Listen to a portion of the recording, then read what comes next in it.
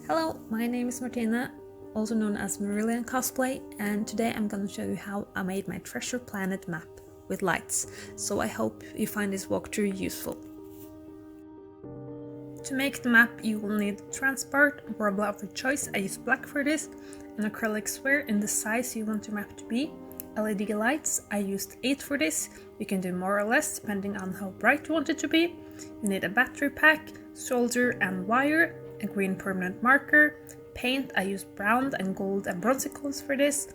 You also need PVA glue or something else you can prime your map with. You need a soldering iron, a heat gun and a glue gun. You can also use a vacuum former, you don't actually need this, but it makes it a lot easier. You also need scissors, pliers, painter's tape, an X-Acto knife and some brushes to paint with.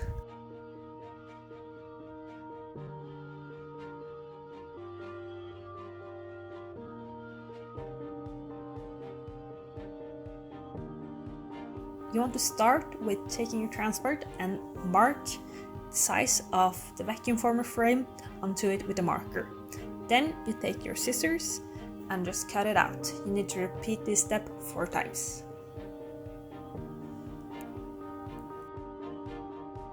When you have mounted your transport into the frame of the vacuum former, place half the sphere onto the former and then use your heat gun and properly heat the transport. You want it to be really melted, not burned, but almost like runny in texture. The reason you want it to be really melted is that the sphere is fairly big, so you need it to be properly heated for it to form properly over the big sphere. You can't reheat the transport when it's already formed over the sphere, since the sphere is acrylic and will also melt if you apply heat directly over it. So that's the reason you want it to be properly heated before you start.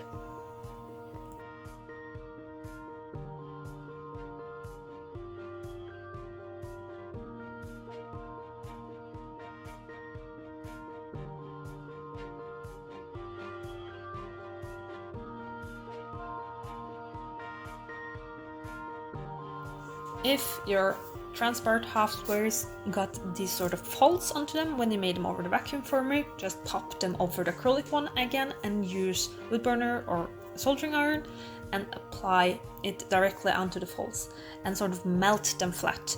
This will of course make the squares bigger, like drag them down around it, so you just use a scissor and cut away the excess, so it will still keep the same shape as the acrylic one.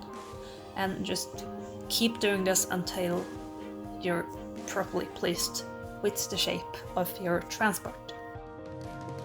Your transport squares will be a bit wobbly, so you need to double layer them. That's why we made 4 and not 2. So the thing you want to do is put them into each other, 2 of them, and melt your edges together with the soldering iron. If your inner square has a bit excess transport, just cut it away with the scissor and just keep melting them together. So you want to repeat these steps for both of your half spheres. Then you're probably wondering, why are we actually making a transport sphere thing instead of actually just using the acrylic one? And the reason for this is that I want my map to be fairly durable, and since acrylic is a hard plastic, it will crack really easily, while the transport is more soft and can handle a lot more stress. I actually threw this on the ground after I fastened the 2 half spheres together. It was fine. Acrylic one wouldn't be, though we can actually use acrylic if this seems a bit more easy to you. So both works, just transport is more durable for this. Next up, you want to use your permanent marker in green and color the insides of both half spheres. Now we want to melt the half spheres together. I used some paper tape to keep each piece in the right place while I do this. It's important that you don't apply too much heat and don't apply heat elsewhere so it doesn't warp the shape. After you melted all the pieces that aren't covered by tape together, remove the tape and also melt these parts together.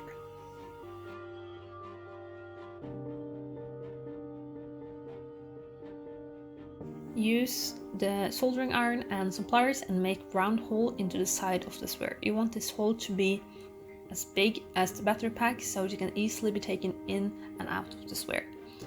After the hole is the right size, also make some indents on each side of the hole. You will see a picture of the shape you want on the next slide. This will be the foundation of the fastening mechanism and opening mechanism to remove the LEDs and change batteries and similar things like that. Now we want to make our Warbler have the same shape as the acrylic sphere, so we're going to start with some Vaseline onto the sphere so it won't stick to it. Then just heat your Warbler and pull it over the sphere. Make sure it isn't too thin, so don't pull it too hard, because we need to have the thickness of the Warbler as much as we can. We need this later on for the patterns in the Warbler. You don't need to be that exact about the edges, since we need to do maybe around 4 of these size pieces to cover everything of the map.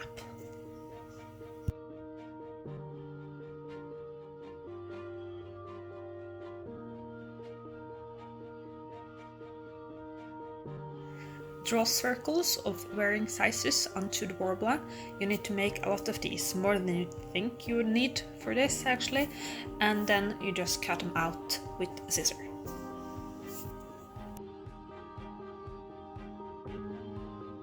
You want to make a Warbler circle that's the exact same size as the hole you made earlier onto the sphere. Then you also have to make one the exact same size, but with the extra 6, and have it the exact same shape as it. You also want to make a circle that will cover the entire hole in the sphere, and then you just fasten those together. So there's gonna be the first, the inner one will be the one with the exact same shape, then this one that have the right size for just the hole, and then the biggest one at top. This will be your lid. Use the soldering iron and make a sort of slit in the inner side of the lid, and then push the battery pack into the melted Warbler, and then you will sort of get an exact copy. You also see that you have a small hole, that's where your switch is, and then you have to sort of make that hole go all the way through so you can actually reach your switch from the outside. Make sure you also make room for the wires from the battery pack, and also like put it the right way. The switch on the battery pack will go out towards the lid. Use some tools you have laying around to even it out. Make sure you can actually reach your switch from the outside. Put the lid in and use hot glue to glue all the Warbler circles onto your map. Make sure you actually look at some pictures when you're doing this. Also, make sure you don't actually glue circles so you will have a lot of visible seams from when you fused the transparent circles together, because you want these to be as non-visible as you can get them. You want to cover the entire map in painter's tape to make the pattern for all the next Warbler pieces. As you can see, I'm using a marker to mark where all of the seams are going on the map.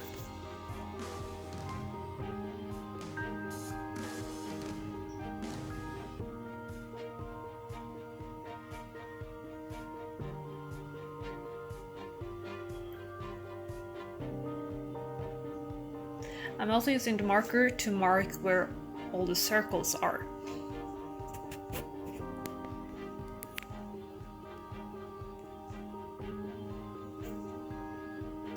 Then I'm using a different colored marker and marking where all of the gaps in between the warble pieces will go. Remember to look at your references when doing this.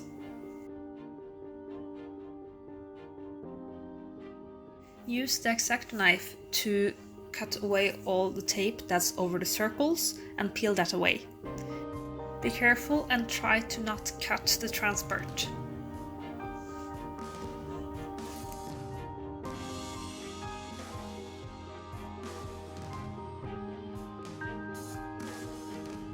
And again, use the X-Acto knife and cut individual pieces of the tape away. I'm using this marker to mark where I want my gaps to be and how wide I want them to be. So just peel that off and cut away the gap space. Then you just tape it onto the warbler and use your scissors to cut it out. The reason we're doing one piece at a time is to save you a lot of time doing puzzles later on. Make sure if it piece actually fits and you can actually see the gaps, and then use hot glue to just glue it into place. Use a knife to remove excess glue in between in the gaps.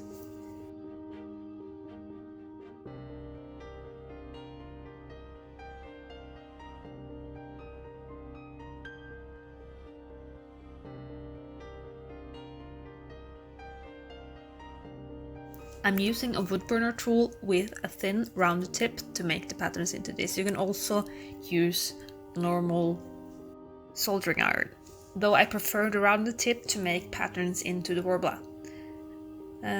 So the thing I'm doing is just basically I'm looking at the pictures of the map from the movie and burning that pattern into the warbler.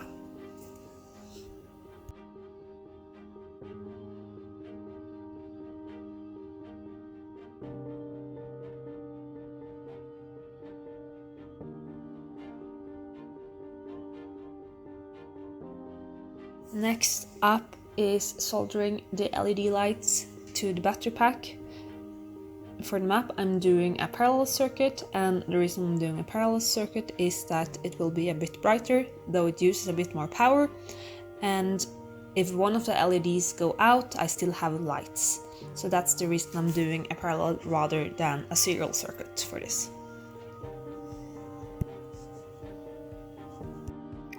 After you have insulated the wires with some tape so they don't touch, you use the permanent marker and color all of the LED lights so it will even more diffuse a green colored light. I know I said earlier that I use 8 LEDs for this map and you only see 4 here. The reason for this is that I originally used 4 and then afterwards I looked at it and felt it wasn't bright enough, so I soldered in some more lights.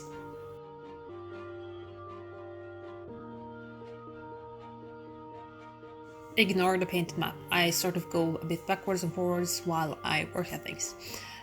So the thing you want to do is you take your battery pack and use hot glue to glue it into the lid.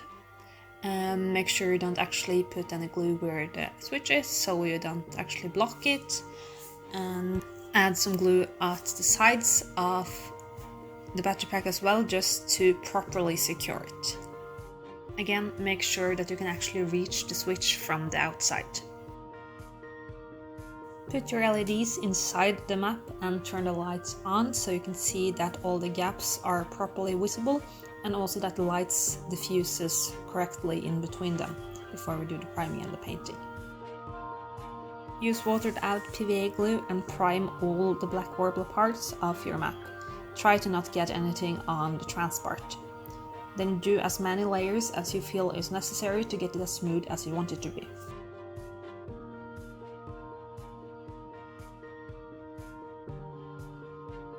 After I finished the priming, I used some brown acrylic paint and painted the entire piece that's our warbler. And again, I made sure I didn't get anything on the transport, because that would have covered up the lights from the inside.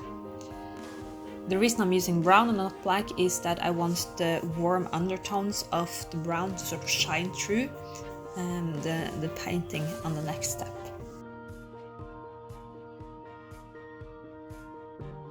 Unfortunately, I lost some footage here, but I'm probably gonna explain how I did the painting. So the thing I did is I mixed some gold paint with some bronze pigments and also a bit of brown and red to get the color I wanted it to be. And then I used a minimal amount of paint on the brush and dry brushed the entire thing in several layers until I got the color I wanted it to be. And then I go over it, like right now that you see on the video, I'm going over it with some gold colors, just to bring back a bit of shine into the map. And this is also minimal amount of paint on the brush.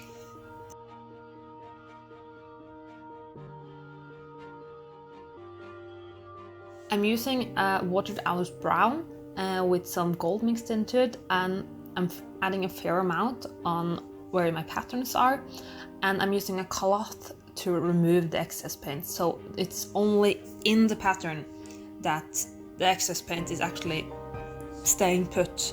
And I'm doing this to sort of make a more defined pattern onto my map.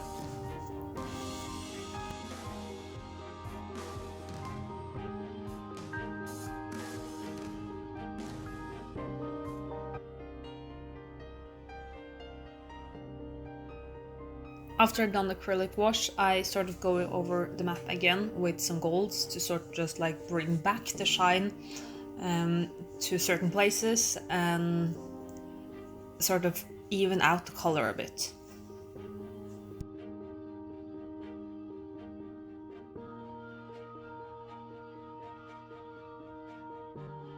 In the end, I'm just gonna show you how you add the LEDs into the map. For instance, imagine you have taken them out to change the batteries, for instance. So just pop everything into place and pop the lid into the tracks and just turn it, and the map is done.